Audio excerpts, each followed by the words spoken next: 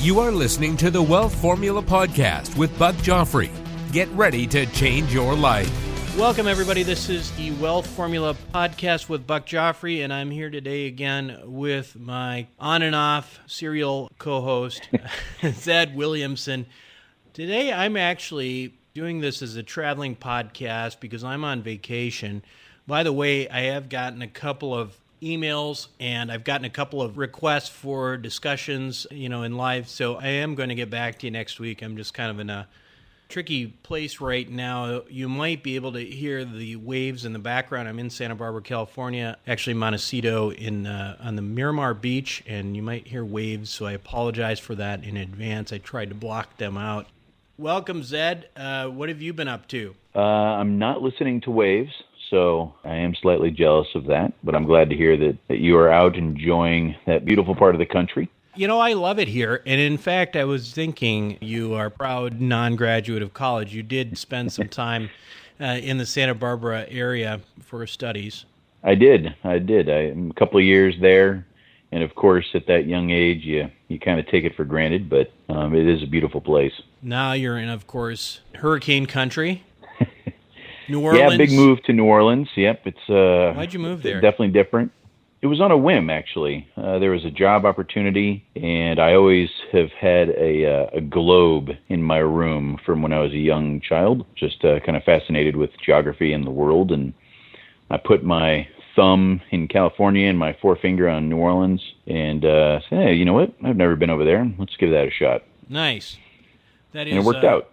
Yeah, sometimes those kinds of things do work out. In fact, when I finished training, when I was in San Francisco, and that's where, of course, I met my wife. And after training, we decided to move to Chicago. And the Chicago thing really worked out well for us, at least from the standpoint of business. And now, we're back here in California. Of course, my wife is from California, and we come to Santa Barbara literally every year. We come to Montecito, and we literally come to the same beach house every year. Every time we come here, we say, well, why don't we just move here? We just love it, right? Why don't we just get up and go? And so it made me think, we really have to have a show because this is a really interesting topic. What's your dream and what keeps you from doing it? By the way, before we get into that, I'd like to point out something that's interesting, which is we've talked about Kiyosaki's Quadrant and the different types of employees out there, the W-2 wage earners. Even if you're a high-paid worker bee employee, you got a W-2. There's a self-employed person who's owns a job, and then there's the business owner, and then the investor. And it's interesting to think all of them view vacation, right? It's really interesting. It's very different. So a W-2 wage earner, who's somebody who is trading their time for money all the time, is essentially looking at it as time away from work, and hopefully you're getting paid time off and you're excited about that. But I think what's ironic, and we've talked about before, how the S column is not a terrible place to be. It's the self-employed thing where, you own a business, but really what you do is you own a job because you can't go away for a very long time and still make money. Vacation is like the worst thing on earth. Right?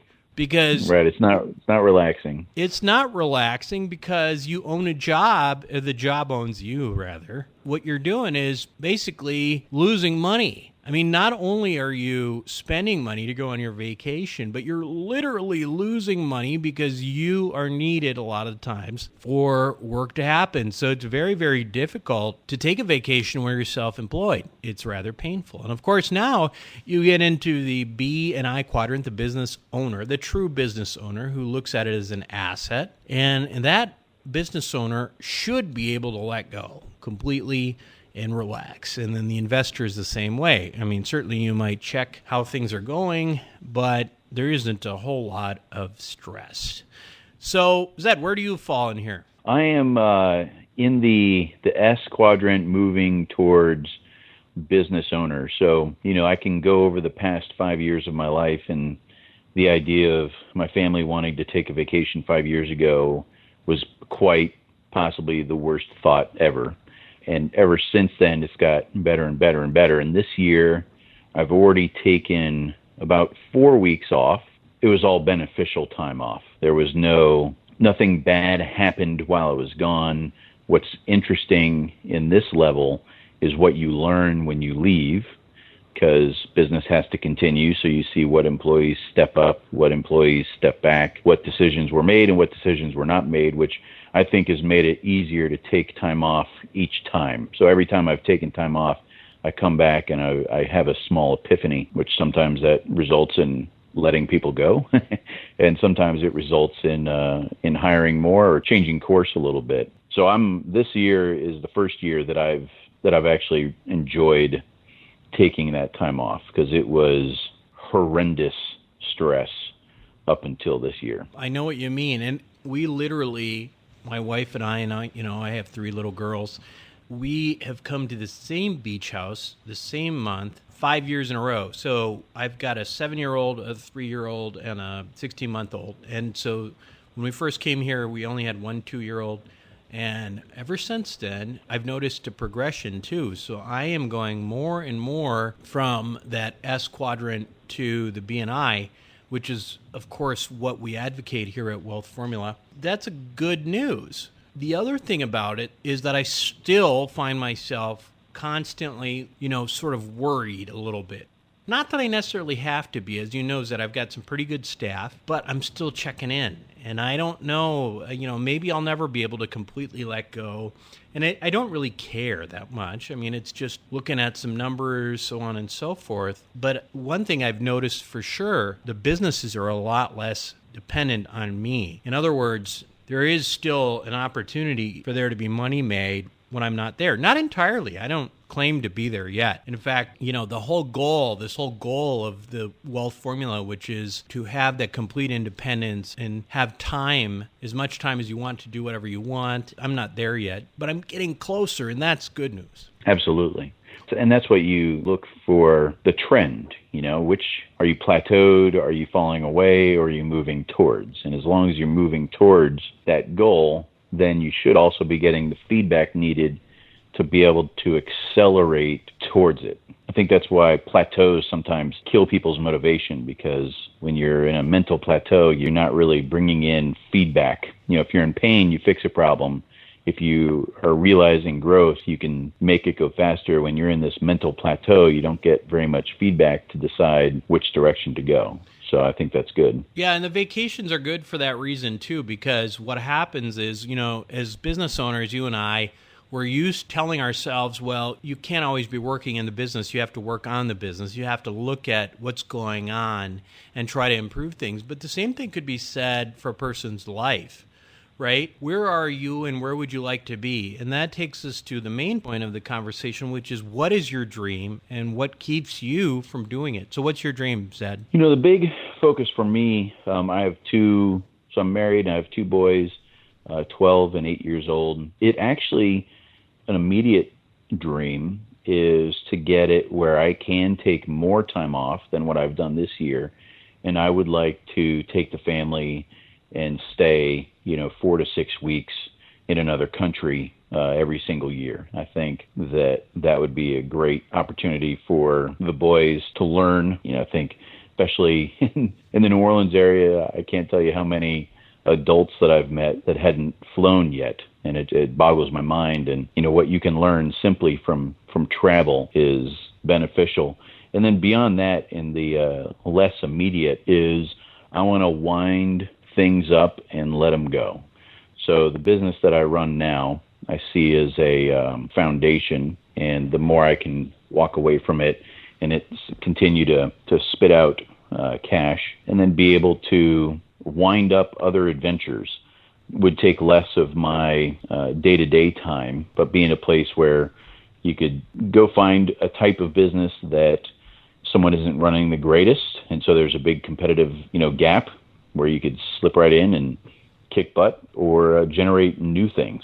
That's really something I could see myself doing for the rest of, until my last days. How about you? Well, I would start with this, is that I think when you talk about what's your dream, what it is, first and foremost, is location independence. And what I mean by that, I want to be able to live where I want to live, and I want to be able to do whatever I want to do from that location. I want to be able to run my businesses from somewhere else. I also have this desire to spend some time overseas with the kids and so on and so forth. But I also like the idea of potentially, really looking at where we're at. I mean, do we really want to be in Chicago for the next, however many years or not, and actually make a rational decision now? Most people don't think about this. They don't think about, it seems very simple, but they don't think about the question, what's your dream? What would you really like to do in your life? They don't really think about that, right? Because you're so busy with your job, the kids going to school, you're just going through every day. It's just like Groundhog's Day, but it's not, you don't even notice it going by, right? It just goes by, and before you know it, your black hair turns gray like mine, and you're not doing anything about it, right? But if you ask most people, are you living your dream? What is your real dream? Now, most of them actually aren't there, but they're not really looking at where they want to be and trying to make a concerted effort to be there. I can't tell you how many professionals I know who've said, well, I'm going to work and, we'll work for the next, 20, 30 years doing this or that, whatever. And then we'll retire. And then when we retire, we'll retire and we'll go somewhere warm and we'll have a nice time. That's terrible. That's awful. Are you serious? You're going to wait till you're, in the twilight years and your golden years, you're 65, 70 years old. You spent 30 years, 40 years in one place, building a community and having friends, all this stuff. And then all of a sudden you're 65, 70 years old and you can retire. And so now you're going to start living the way you want to live. Pathetic. I'm sorry. It's pathetic. Okay, if it happens to you because it happens to you, fine.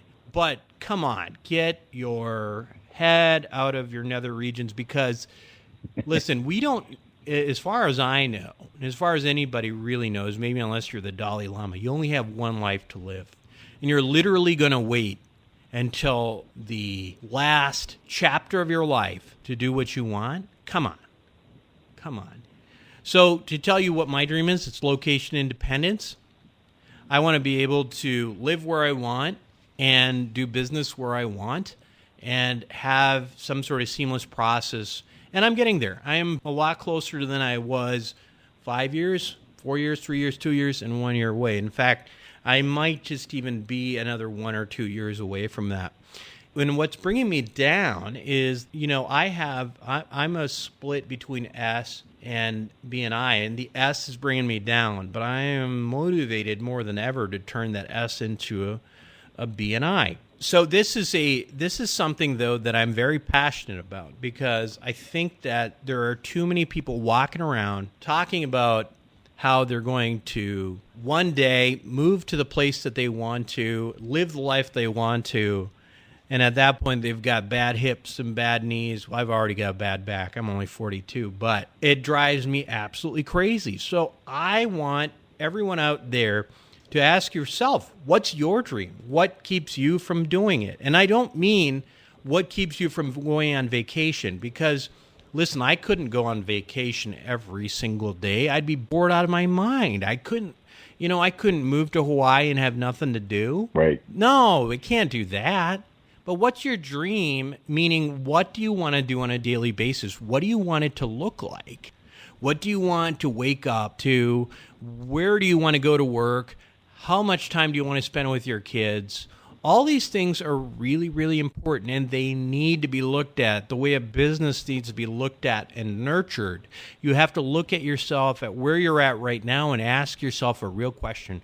Why am I not doing what I wish I were doing? I mean, it's so cliche, and you hear it, you can go to a million motivational concert type things. They'll always tell you, write down your goals. The simple thing is, if you write that dream down and you look at it and you pay attention and you think about it, you will start to head in that direction. And the whole idea that, I don't know who said this quote, maybe it was the Dalai Lama on this one as well, but imagine living your life live every single day as if it were simultaneously your last and that you would live another 100 years. And if you think about that, that is truly the most efficient use of the time that we have on this earth. Live every day as if it was your last, and simultaneously that you would live another 100 years. So the idea behind that is, if you only lived your day like it was your last, you may do some things that you wouldn't do if you knew you were going to be around, the next week. So if you can bring those two together, it's interesting thought process. I remember being a kid, and I wish I remembered what the decision was about. But I asked my dad some advice if I should do something or not. And he said, well, let me ask you a question. If you knew for some reason that you were going to be dead next week, would you do it? And I said, absolutely. And he goes, why do you think you have that long? And so it was pretty interesting because I was young. I was probably 14 when he said that to me. And it was this boom, epiphany, like, God, that is completely true. You don't know.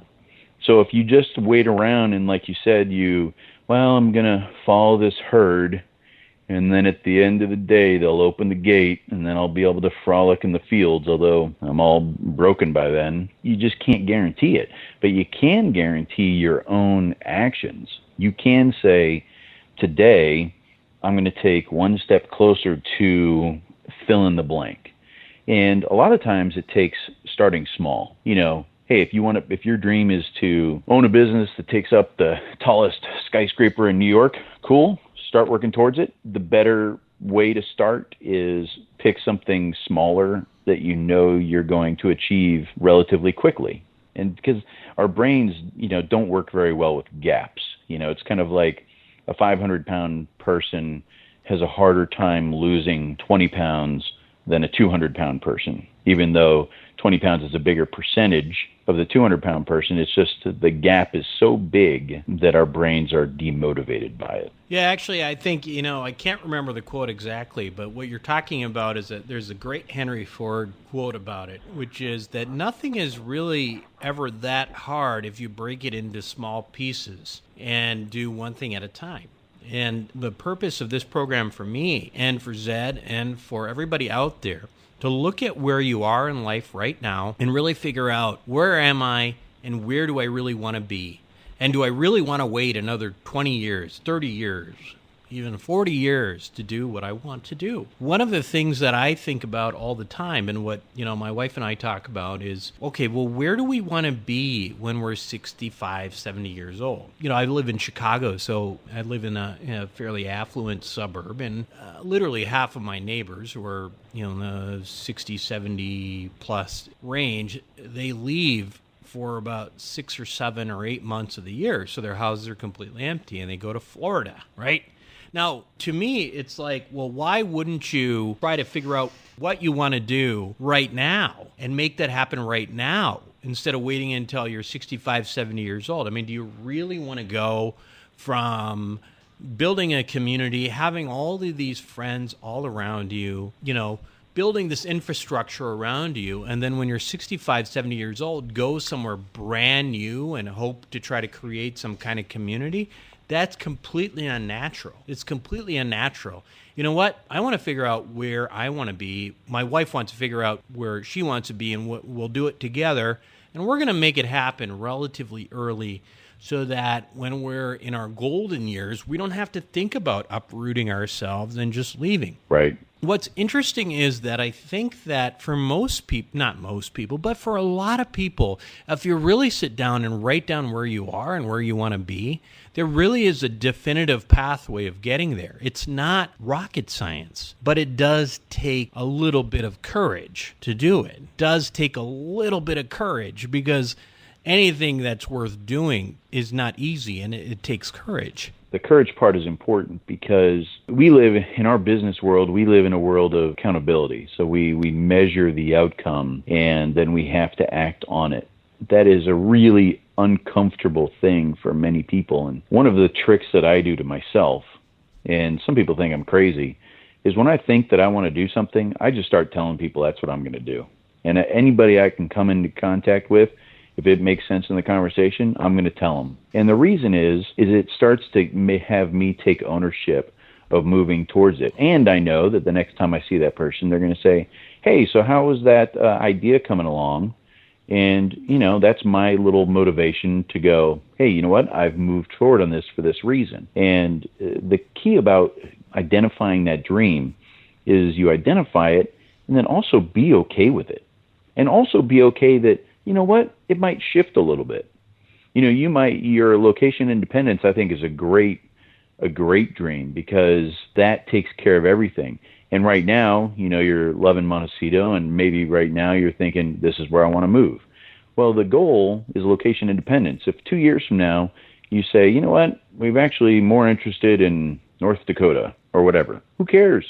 You still achieve the end dream idea. Yeah, I think everybody has to, the key again is to identify what it is. And it sounds so basic, but everybody, they think about it, they really can identify it. But most people, especially high wage earning professionals like the people who listen to this program, unfortunately, we have a tendency to put our head in the sand. We don't look down the road. It's a very theoretical world. We have to clock in and, do our thing and, finish the day and think about the next day and, wait for the weekend. We just don't have time for it. We don't have time to think about our own lives, which is really problematic. Yeah. You had said something to me probably a year ago that was impactful, and it was be careful of, I'm trying to remember how you worded it, but it was like delayed benefit or something like that. Delayed gratification, I think. Delayed gratification. And that was interesting because that kind of made me do a couple things that started the path towards like, okay, what do I have to do to be able to get out of this office for longer periods of time?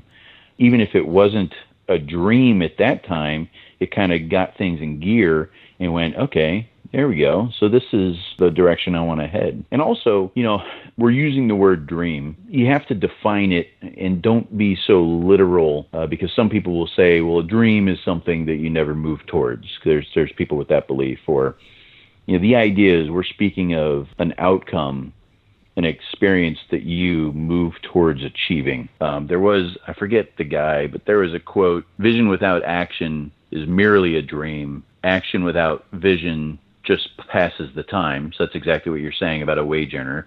Action without vision passes the time. Vision with action changes the world. And I think that's what we're talking about. It's that vision with action. So dream and action.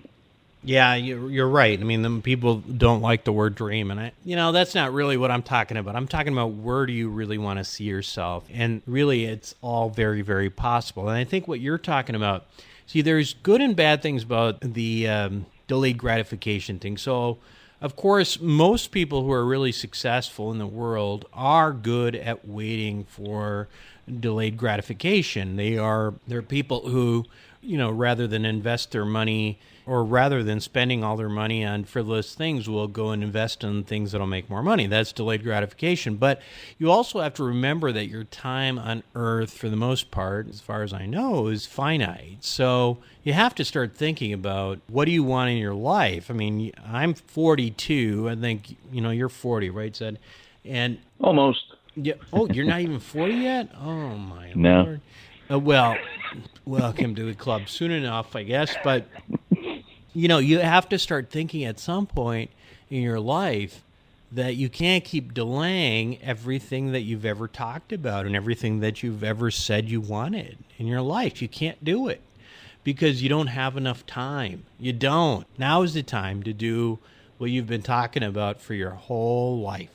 And especially if, late 30s, early 40s, it's a reasonable time to pivot. It's not unreasonable to do that. If you're younger than that, hey, it's even better. But if you've got, kids who are pretty young, whatever, do what you have to do. They'll be just fine.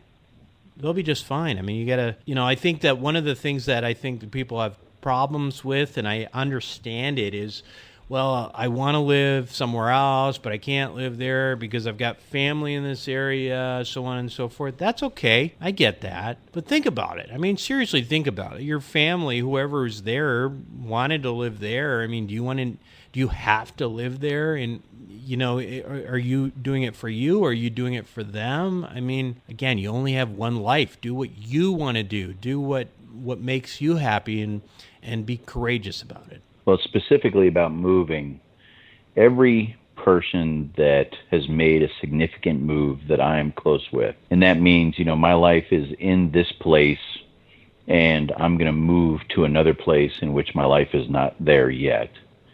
It gives them the chance to hit this mental reset button. It's like this turbo boost to their success. That's what I've personally witnessed in any scenario like that. And it makes a lot of sense, because if you spend your entire time in one area, things become just the same old because.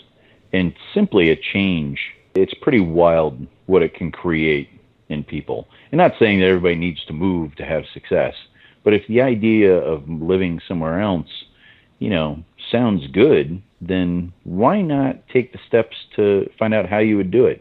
And I think that's also a great question to ask yourself, is put yourself in the had to. So let's say you come up with your dream, and your dream is, we'll just use moving because we've discussed it. Your dream is moving to Montecito, California. So don't walk around saying, I'd like to move to Montecito. Well, that'd be nice one day. Let's do that. That'd be fun. Change the internal conversation to, I must move to Montecito. How can it be done? And that's a totally different internal conversation that you have. You'll think of things differently. And it's a problem-solving conversation. Well, if I had to, the weather's so nice, I could just sleep on the beach. So that's an okay thought, because that's the idea. You're solving the problem. Okay, well, I don't really want to sleep on the beach, so what could I do? So it just force yourself, say, if I had to, how could it be done? Yeah, and again, it's all about asking the critical questions, and you can't go, in life without asking the critical questions. And, we've talked about location and that sort of thing, but that's not the only thing there is out there. One of the things that in my life I've already done multiple times over is reinvent myself, right? So career-wise, are you in the career that you wanted? Are you disappointed with it? Are you looking to become an entrepreneur once and for all? And what keeps you from that? Is it the fear of failure? How do you even know you'd fail? Maybe you don't have to quit your day job in order to give it a shot. I think that that's another critical piece that people have to look at is, are you happy with what you do on a daily basis for quote unquote work? One of the things that I think that people often think about, who are particularly in their, mid to late 30s or 40s, etc., or especially, in their 50s, is that, well, it's too late to change now. It's too late. I've been guilty of that. I've thought about that. And I think it's wrong. If we put things in perspective, think about how long it really takes you to have a new identity or career. Now, again, I'm 42. And if I look back just to literally 10 years ago, I was 32, and I was still a resident. I was a junior resident. I wasn't even a senior resident. I barely knew how to operate. I certainly didn't know anything about entrepreneurship. I certainly had no idea how to start a business, but that's my identity 10 years later. Let's look at a guy like Mark Zuckerberg. Of course, no, not all of us, certainly not me, or a guy with the, the brain power and sophistication of Mark Zuckerberg or Sergey Brin, but Zuckerberg started Facebook when he was literally like 18 or 19 years old. Now, he only had about 7 or 8 years truly of being a sentient human being, right? And he created this thing. So what makes us think that when we're, 30s or 40s, that literally in 5 to 7 years, we cannot completely recreate ourselves? We can. And if you're not along the right path now, it's not too late, because it sometimes only takes 5-6 years, and all of a sudden you have a completely different identity or career. It doesn't take that long to learn most things. I have a very good friend who, in his mid-30s, decided to go back to school because he wanted to become an attorney. And now he owns his own practice and is a successful attorney, and he's late 40s, and he's been an attorney. And so think of a lot of times people are in their 30s that go, oh, I am what I am. Holy moly, what kind of a change. I think he was if I remember correctly, he sold, he refilled vending machines. So right. Here he is, or mid-30s, and he goes, you know what, this is lame. I'm going to be an attorney. And, gosh, you can't do that. You're already 30. Well, you know what? It took him a few years, and he did it, and now he's successful. And how much gratification do you think he had through that time? Huge. It's not only about where you live, but it's your identity. And do you have the identity that you want to have, that you've always wanted to have? And if not, what's keeping you from getting there? And it's a really, really important question, and it's a really something that you can change. And that's sort of the whole point of the conversation today. Zed, if you had to do it all over again, do you think you would have done what you're doing now? What would you do differently? Interesting question. This is what I would have done differently. Knowing what I know now, I would have entered into business being leveraged with more capital. Because now, 2020 hindsight, I could have moved faster as opposed to starting the way I did. I don't regret the way that I started, but getting into business, it would have been better if I had taken a loan and hit the ground running faster. But that's not a major regret. I mean, at the end of the day, not a major, if you're saying I'd still do what I wanted to do, or what I wanted to do, then that's great. That's great. And then I wake up at 4:50 in the morning, excited to come to the office, and because it's fun because we're creating and solving and seeing employees grow, and I totally dig it.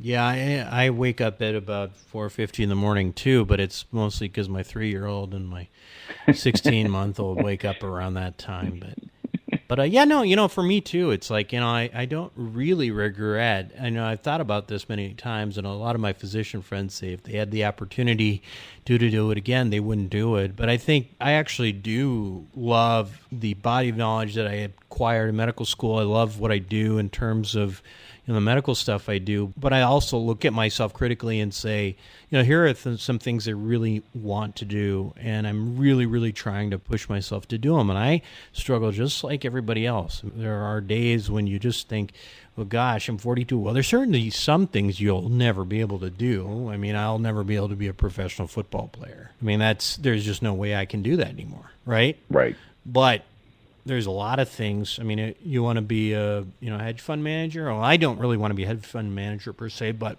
if I wanted to, I could do it. So anyway, I think we've made our point here, but that I think it's really important for everyone to identify again what it is. We call it your dream, but what is it that you want to do with your life? What do you think about and say, well, gosh, that would be perfect if I lived there or I did this for a living? All these things that we think about in our ideal world. And if they're true, because a lot of times we lie to ourselves, right? What's keeping you from doing it? Understand that you only have one life, and you only, you can lose money, you can gain money, but, once you lose time, it's gone forever.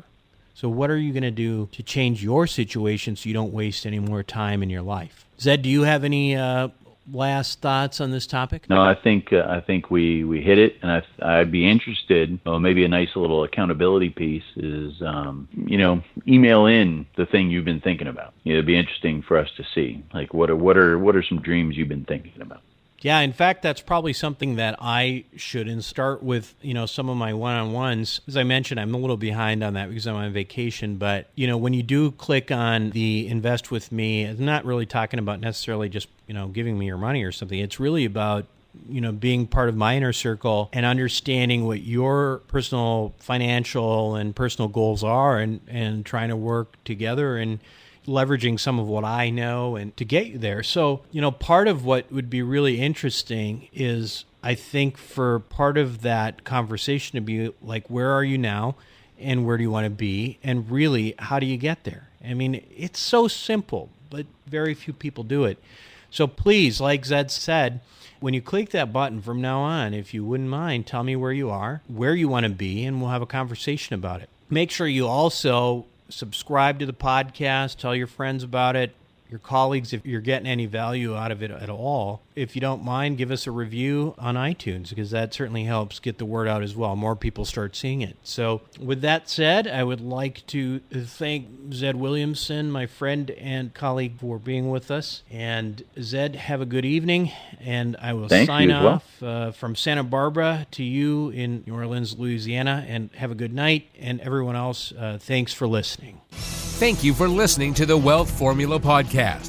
Visit us on the web at wealthformula.com. The information contained in this podcast are opinions, not fact. As always, consult your own financial team before making any investment. See you next time.